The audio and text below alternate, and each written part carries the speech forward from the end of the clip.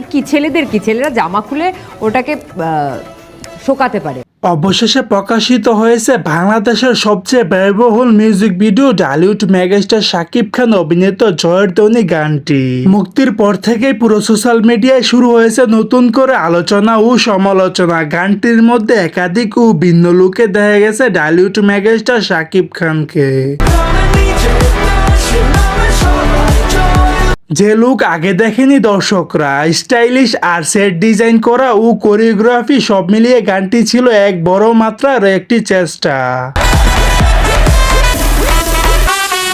শুধু বাংলাদেশের দর্শকরাই অবাক হননি, অবাক হয়ে গেছেন ওপার বাংলার জনপ্রিয় অভিনেত্রী মিমি চক্রবর্তীও। অভিনেত্রী মিমি চক্রবর্তী তিনি সরাসরি প্রশ্ন তুলেছেন, এটা কেমন গান, এত বড় বাজেটের মধ্যে কিন্তু এত সস্তা একটা গান হবে সেটা কখনোই জানতাম না। তার মতে শাকিব খানের এই জয়ধ্বনি গানটি নাকি একদম বাজে হয়েছে এক কথায়। দর্শক, গানটি আপনাদের কেমন লাগলো অবশ্যই ব্যক্তিগত মতামতটি জানাতে ভুলবেন না ভিডিওর কমেন্ট বক্সে। আমার দেশ আমার গর্ব।